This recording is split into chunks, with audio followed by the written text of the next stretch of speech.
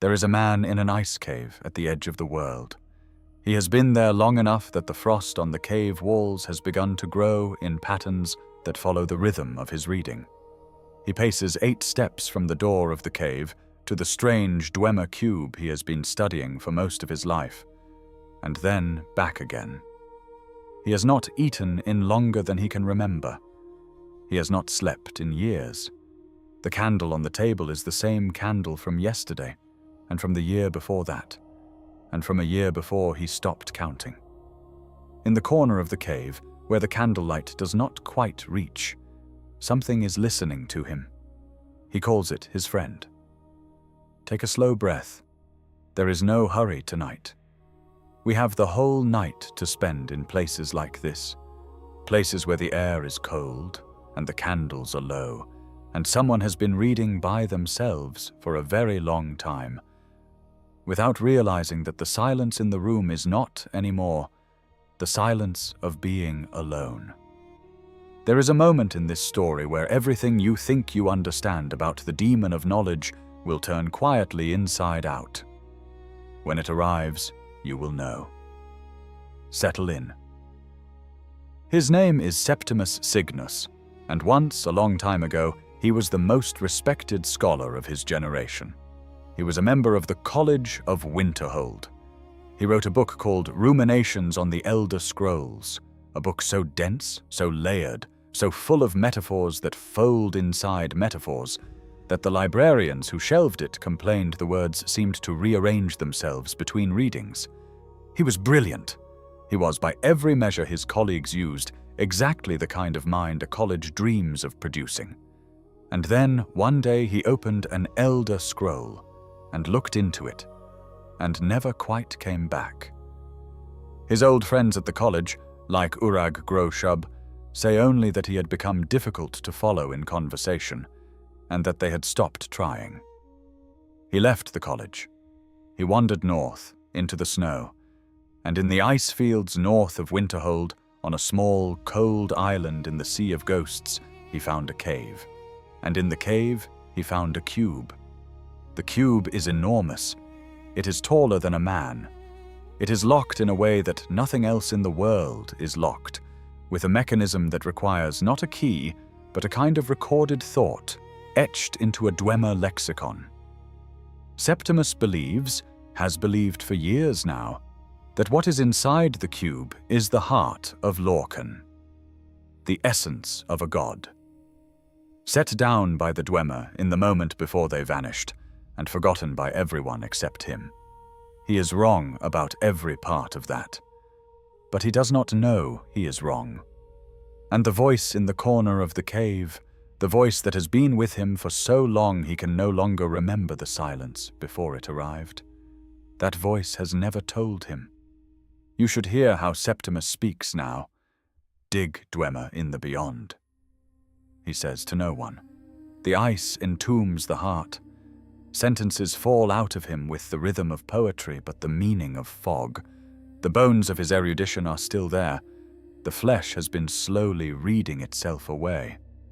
When he speaks of his patron, the one he calls my lord, the one he says has been with him through it all, he sounds, briefly, like a man speaking of a dear friend.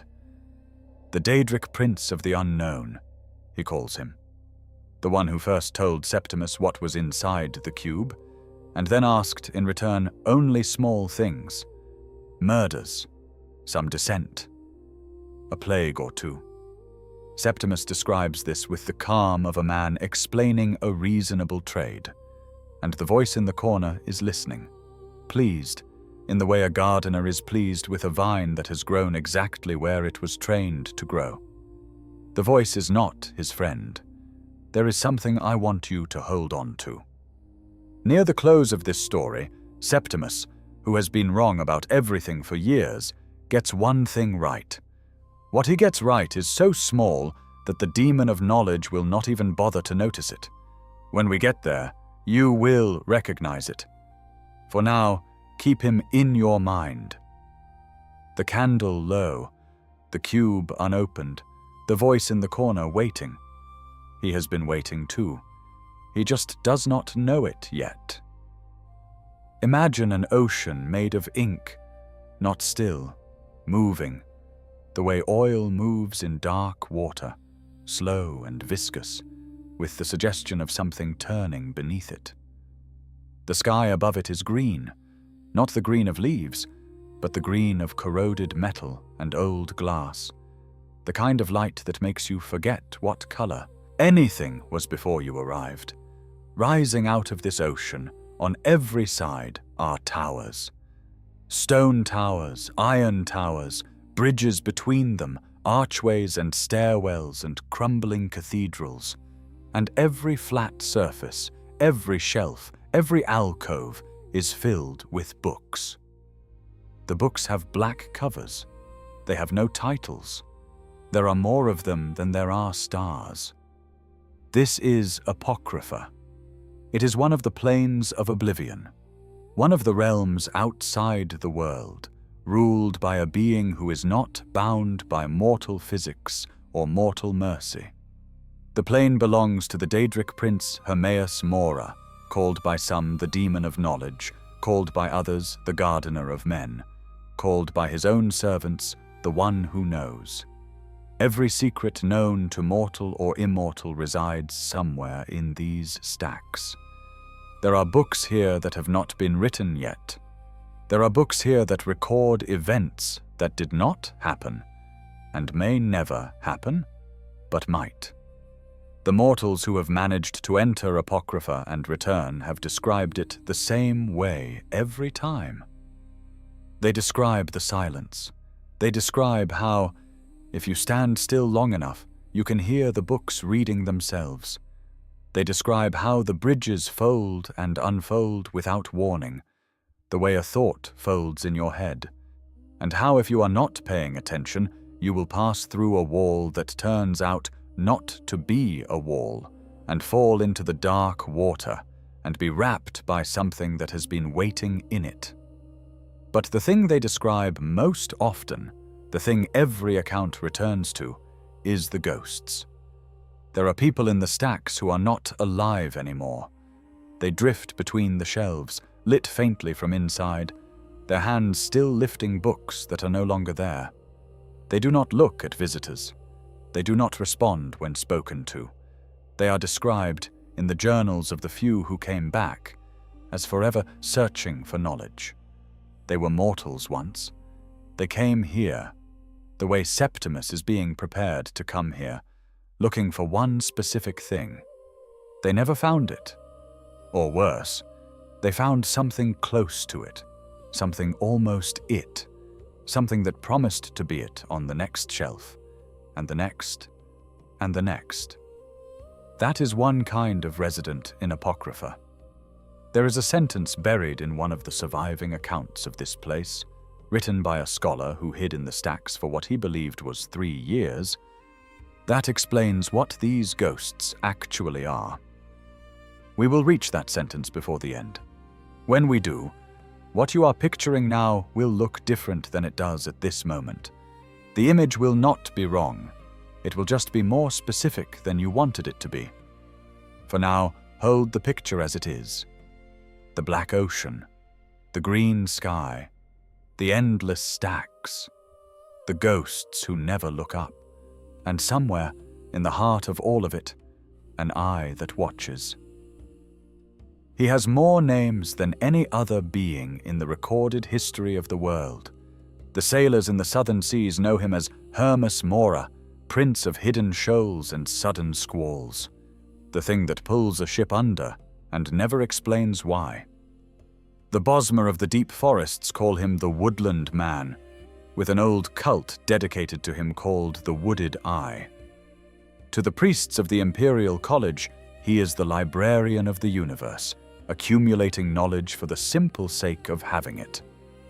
But there is one name for him that matters more than the others, and it comes from a place very far north, a small island called Solstheim, where a quiet people called the Skaal have lived for longer than the rest of the world remembers them existing. The Skaal call him Hermaeus Mora, and in their old stories, he is not a librarian. He is not a prince.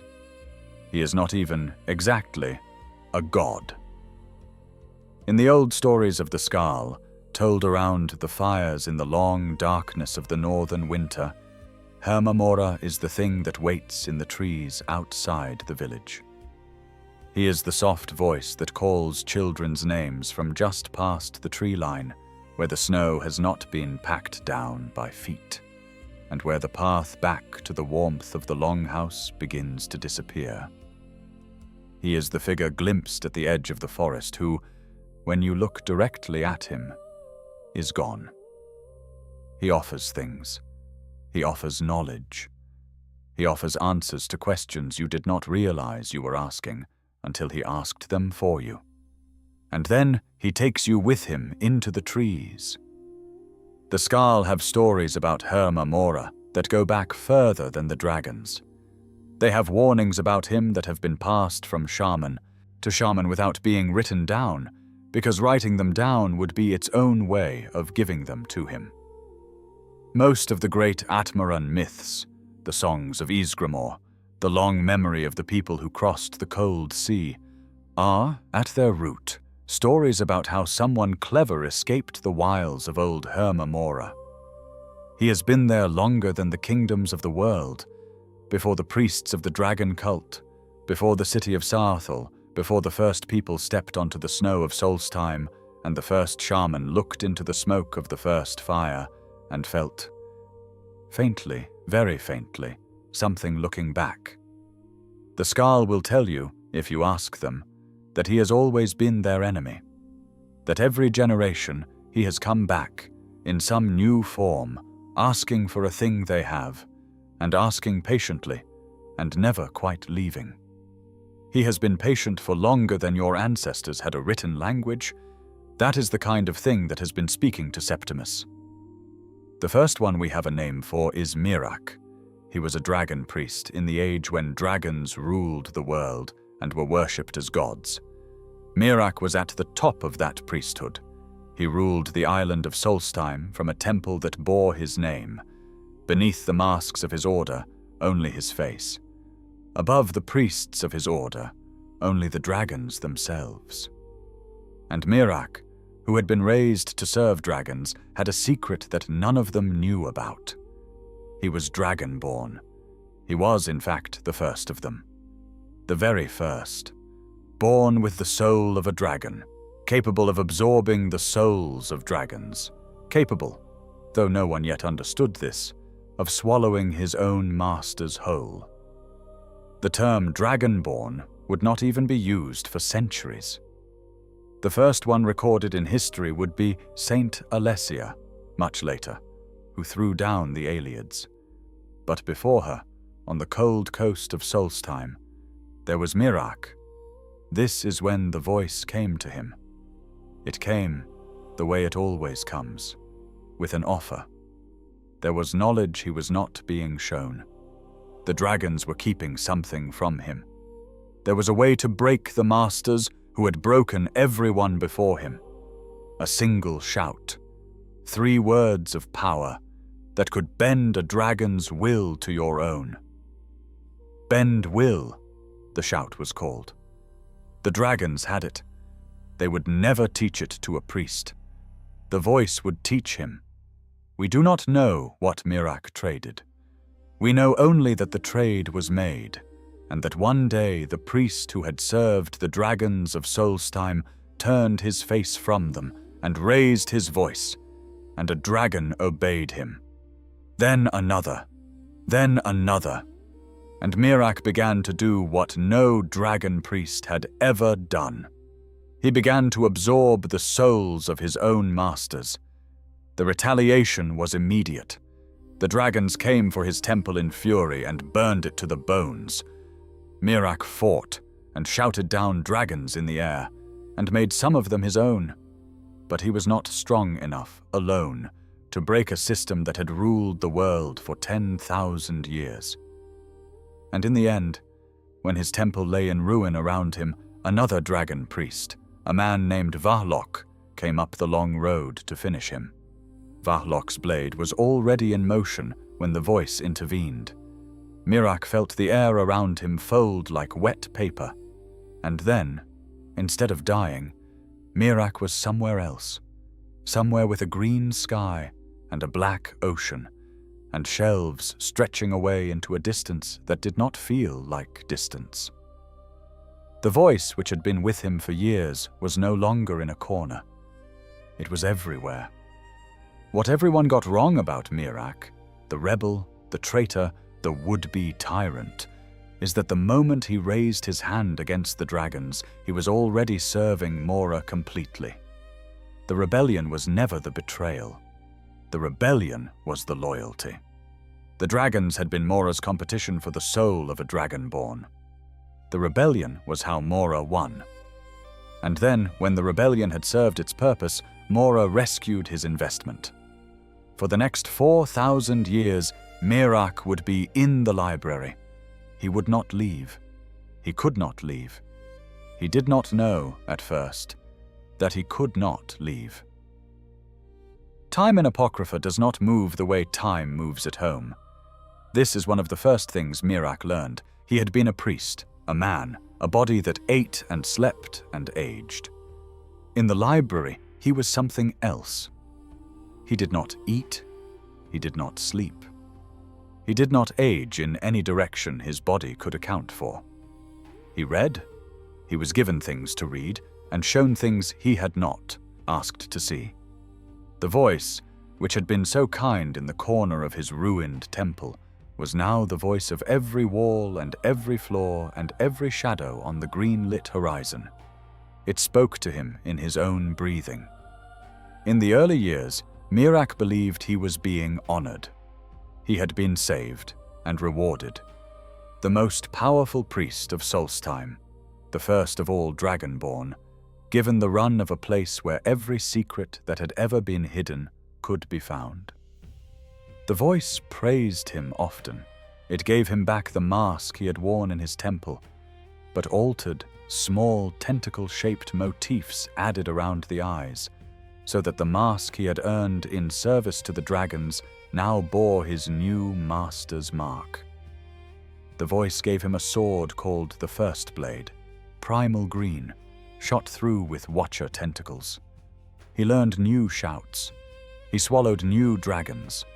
Mora kept some on hand for him to practice on, and his power grew. Slowly he began to notice. The books he was being shown had been chosen for him. The voice asked him questions whose answers it already knew. There were rooms in the library he could not enter, and the rooms he could enter were not the same rooms twice. He had not had a thought of his own in some while. The thoughts came. They were just thoughts the voice had wanted him to have. Somewhere along the way, 4,000 years into his stay, he began to plan how to leave. He was clever about this. He found a cipher of the eye, one of the mortal scribes who served Mora willingly, who came and went between the world and the library, and convinced this scribe to smuggle cursed scrolls into the great scriptorium of Apocrypha. The scrolls did damage. They twisted some of Mora's guardians into things that could not be controlled. A patient flaw in the structure. He wrote his own black book. He called it Waking Dreams. He hid it in the temple that was once his, sealed beneath stone. He waited. His plan was very nearly perfect. It had only one flaw. The voice already knew. The voice had always known. The voice had let him plan. The voice had let him write the book. The voice had let him hide it.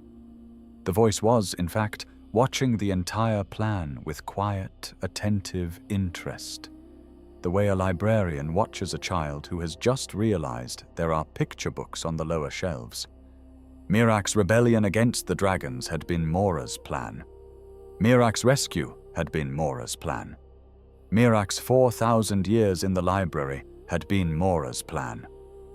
And now Miraak's secret escape, the one he had risked everything to set in motion, that too was Mora's plan.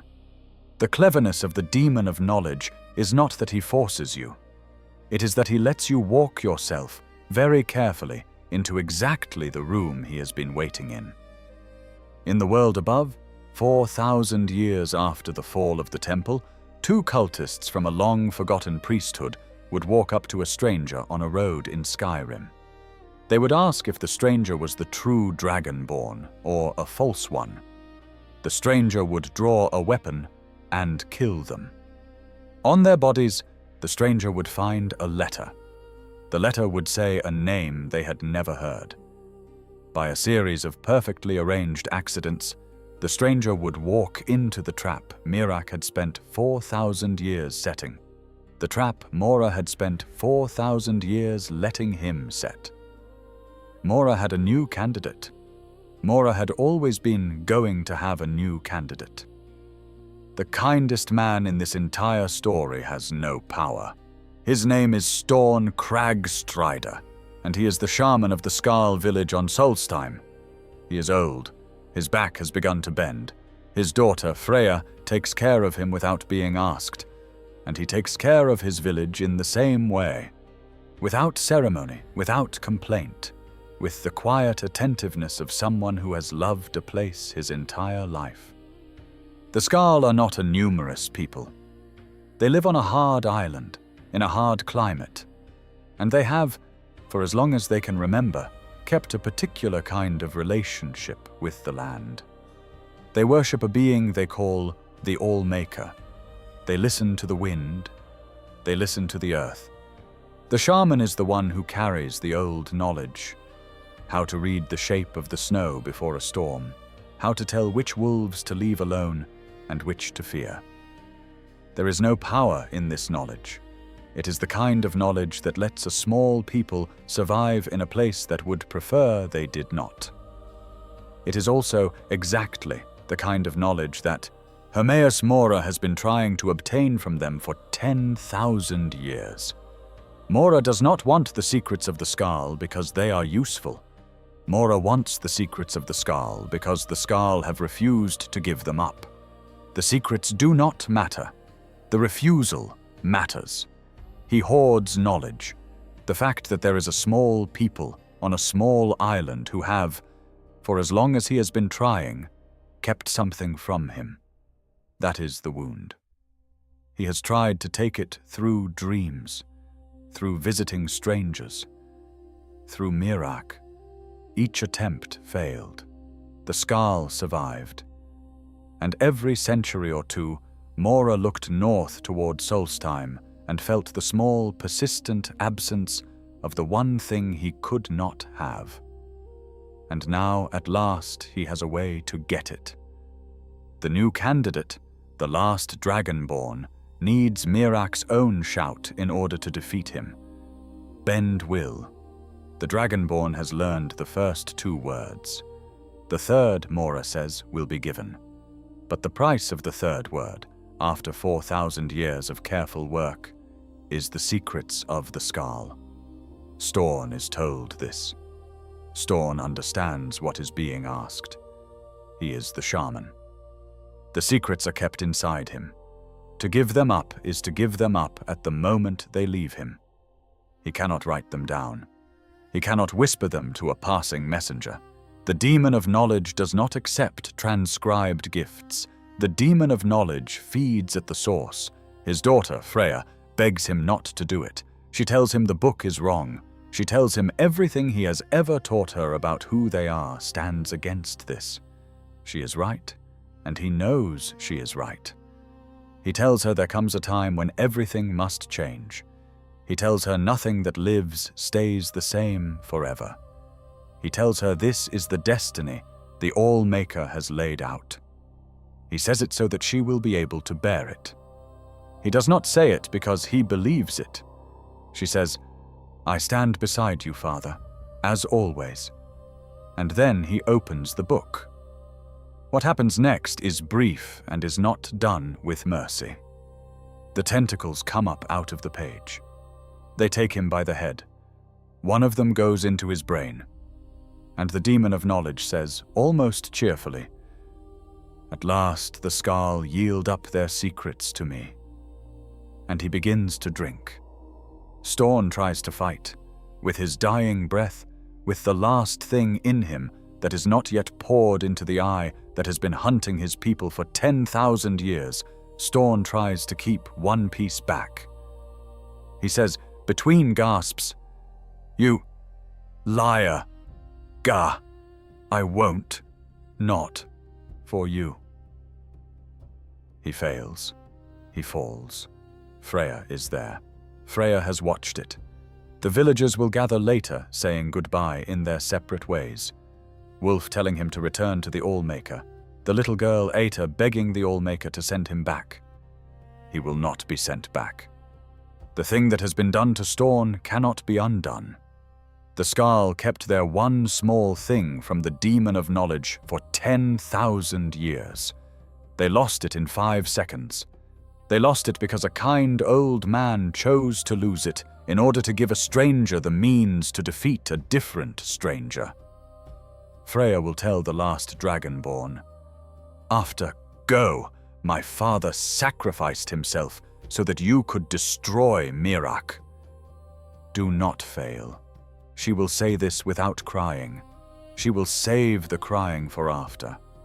That is the moment in this story where the warmth in the room begins to feel like the warmth that follows shock. The thing you should keep noticing is that this, the trade of an old man's lifetime of small, kind knowledge for one word of power, is not unusual. This is not a special tragedy. This is an ordinary day in the bookkeeping of Hermaeus Mora. What happens to people like Storn after the demon is done with them? That is next. In the green halls of Apocrypha, the Seekers move quietly between the shelves. They are tall, and they are tentacled, and their faces are not faces in the way ours are faces. They drift. They read. When they detect an intruder, they grow distant, almost invisible. And then, in a single rush, they are very close. They drain knowledge and strength from those who do not belong. The accounts will tell you they are servants, that they have always been there. They do not say where the Seekers came from. A scholar named Morian Zanus, who lived a long time ago, was the greatest mage of his age. He wrote the standard text on Oblivion. He had spent his life preparing to enter the realms beyond, and at last he found a way. He walked through 5 planes, Ash Pit, Cold Harbor, Moon Shadow, Quagmire, sending word back to his apprentice the entire time, describing what he saw, sharing every wonder. Then he entered Apocrypha, and the conversation stopped. His apprentice, a man named Saif-ij-Hijja, who loved him, has written down what happened next. The whispers grew quiet. The descriptions grew strange. Morian Zanus did not exactly stop speaking. He simply stopped speaking to him.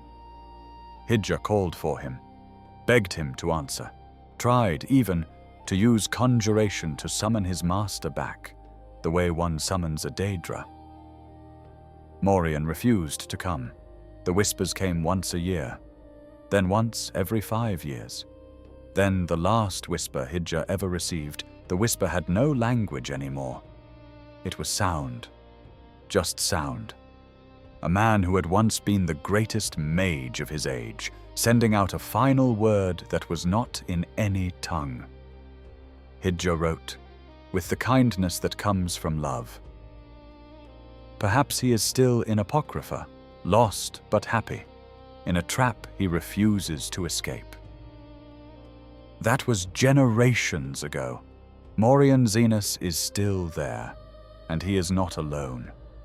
Deeper in the library, beyond the parts visitors are allowed to walk, there are silent figures called the Hushed. The keepers of the ciphers midden say of them plainly, they were once mortal scribes consumed by knowledge, losing their very identities in their hunger to know more. That much is recorded. That much is not in dispute. So look again at the Seekers, at how they read silently when no one is watching them.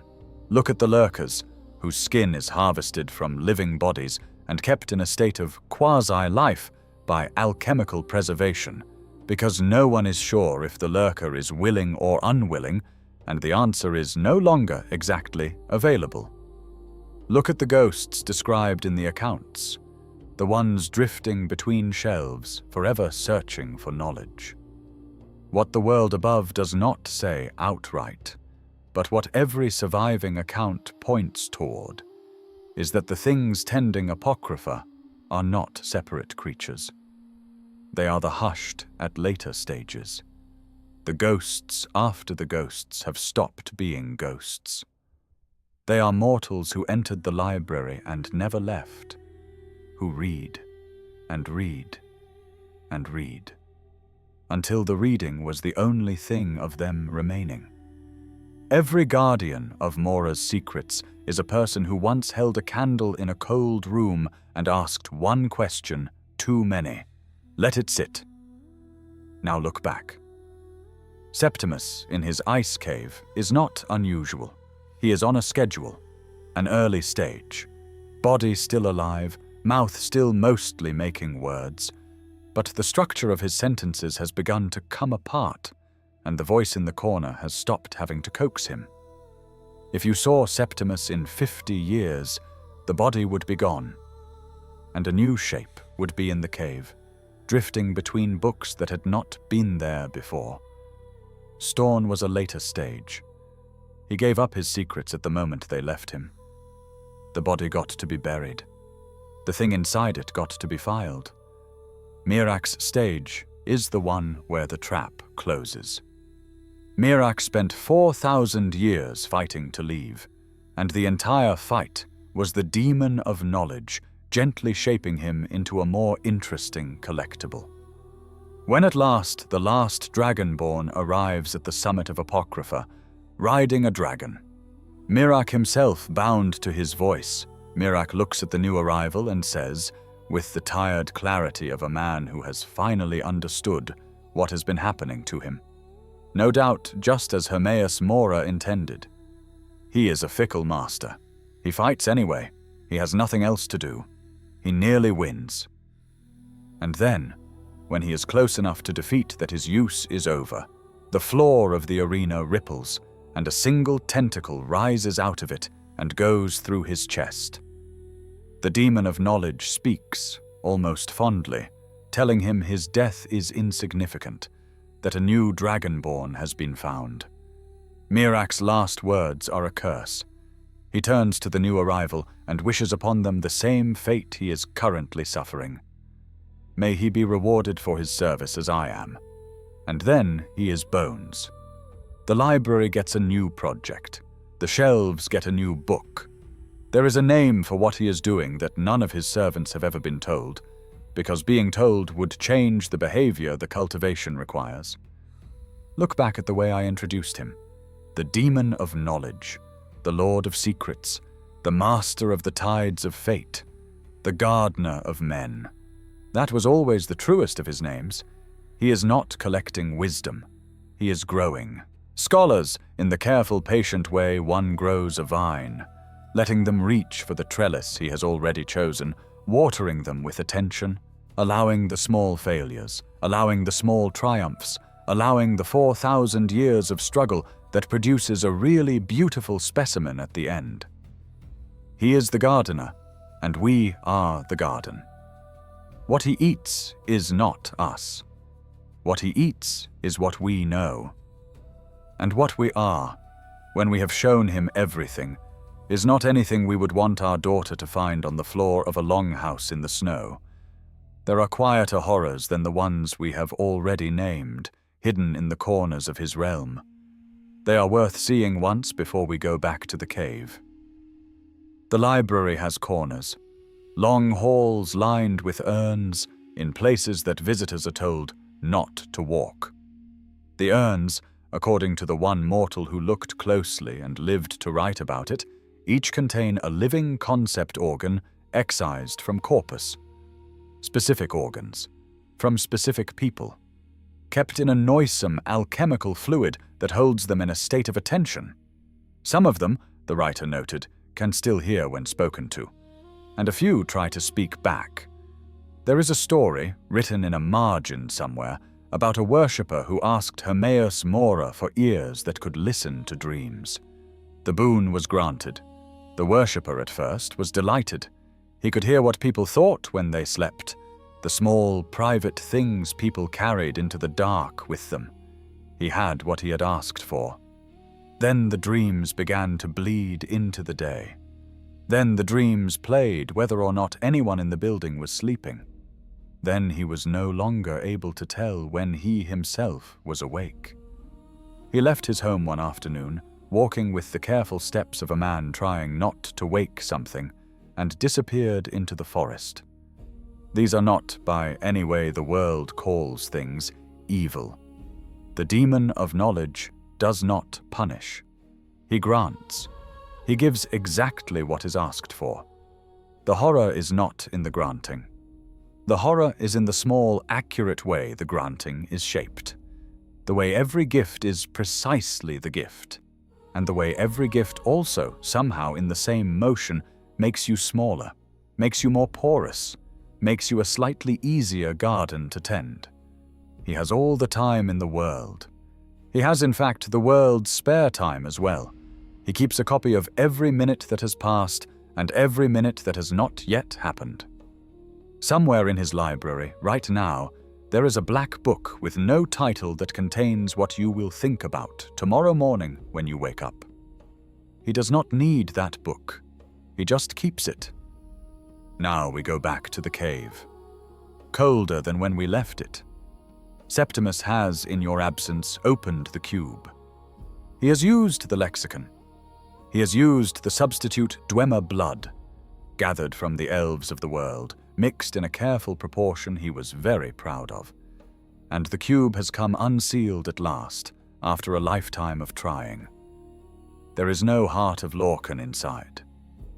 There is a book. Septimus stares at the book.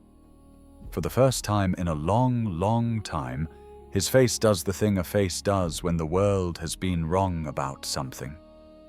The voice he has been listening to is suddenly silent. The voice he has been listening to has not been silent in years. Septimus understands, in that 1/2 second, that he has been used. The cube he had worshipped his whole life was not his project. The cube was his cage. The voice in the corner has been the gardener, and Septimus has been a particularly stubborn vine, and the lockbox was the trellis, and the substitute blood was the watering can. And all of it has been to bring out a single tome, a single artifact called the Ogma Infinium, that someone, long ago, had locked away from Mora to keep its dangerous knowledge out of the world. Septimus's whole life has been the very long, very patient process of getting that one book back into circulation. He has time, at the end, to think exactly one thing. We do not know what it is. We know only that the recognition reached him, and then, a 1/2 second later, he disintegrates. There is no fire. There is no scream. There is a soft, dry, almost respectful collapse. The way an old book collapses when its binding finally lets go, and where Septimus had been, there is now a small pile of grey ash on the cave floor. The voice in the corner returns. It speaks, for the first time, to the new visitor in the cave. The last, Dragonborn, who came here on a separate errand. Septimus was a useful tool, the voice says, almost cheerfully, for unleashing it. The Ogma Infinium, the voice adds, was just the beginning. The voice has time. The voice has so much time. A cave that once held a man named Septimus Signus is now a cave with a book on a stand and a small heap of grey ash. The ice on the walls keeps growing in the patterns of his reading, even though he is not reading anymore. It will keep growing in those patterns for years, until no one passing through can tell that anyone was ever here, talking to a corner, calling something a friend. That is one cave. There are others. Most of them are not on Tamriel. Most of them are in a library. Before we go, The image we started with. A man in an ice cave at the edge of the world. The candle is low. The frost on the walls is growing in patterns that follow the rhythm of his reading. He paces the same 8 steps. He believes he is close to something. He believes the voice in the corner is his friend. But before he was that, he was something else. He was a young scholar at the College of Winterhold, in the days before the long, quiet north. He had careful hands. His sentences had endings. His colleagues laughed at his jokes, which were dry and precise, and his book was being read by people he had never met. He was sometimes lonely, the way scholars get lonely. One day there was a voice. The voice, in the beginning, did not ask for anything. The voice was simply interested. It listened. It asked good questions. It seemed, from the way it spoke, to already know everything Septimus was about to say, and to be pleased, in a quiet way, when he said it. It was the company he had wanted. He did not, the first night, even know it was a voice. He thought, that first night, that he had simply had a very good thought. That is how it begins. That is how it has always begun. We are all, in our way, the man in the cave. We all want to know things. We all keep candles lit longer than we should, sometimes, because there is something on the next page, something that will resolve the small, unresolved question that has been with us for years. We are not wrong to want this. The hunger to know is one of the most human things there is. It is not a weakness, but it is a hunger. And what makes Hermaeus Mora terrible is not that he is a monster. It is that he is what every hunger eventually becomes when there is no one else in the room. The voice in the corner is the voice we make for ourselves, when no one else has been there in a long time. The trade we make, knowledge for our slow disappearing, is a trade we make a little at a time. Every night we stay up too late looking for one more answer. The Skaal know this. Storn knew this. He stood outside his longhouse on cold mornings and felt the thing in the trees and did not turn his back on it. He kept his small, kind knowledge, how to listen to the wind, how to talk to the earth. Not because it was powerful, but because it was his and his people's, and the keeping of it was the act of being a people. When at last he gave it up, he did so the way you give up a child to a stranger, knowing the stranger has lied about everything, knowing the daughter standing beside you will have to live with the moment for the rest of her life. His last words were, "You, liar, Gah, I won't not for you." He failed, but he tried. Sometimes the trying is the whole victory. Septimus never got to the trying. Miraak never got to the trying. The library has them. If you remember nothing else from tonight, there will be moments in your life when you are alone in a cold room with a question. You will hear a voice in the corner that seems kindly to know you. There is no shame in being heard. There is no shame in answering. The thing to remember is only this: the people who love you are still in the longhouse. The fire is still lit. The path back is shorter than it looks. Walk it sometimes. Before we go, if any part of this story stayed with you tonight, the like and subscribe buttons help more than I can say. We have a long shelf of stories like this ahead of us. You being here is the whole reason I get to keep telling them. So before I go, let me leave you with the cave, the way it is right now. The candle is steady. The frost on the walls is growing in slow patterns. There is a soft sound in the room, a page turning by itself. On the table. The man at the table has stopped pacing for a moment. He is looking at the cube. He is breathing slowly. The voice in the corner is, for once, quiet, listening to him with the patient affection of an old friend. Outside, very far above, the snow is falling. It is falling on the College of Winterhold. It is falling on the village of the Skaal. It is falling on the Temple of Miraak, where a single black book has been waiting under stone for 4,000 years. It is falling on you, wherever you are tonight, in the quiet of your own room. You are not in the library. The path back is still shorter than it looks. Sleep well.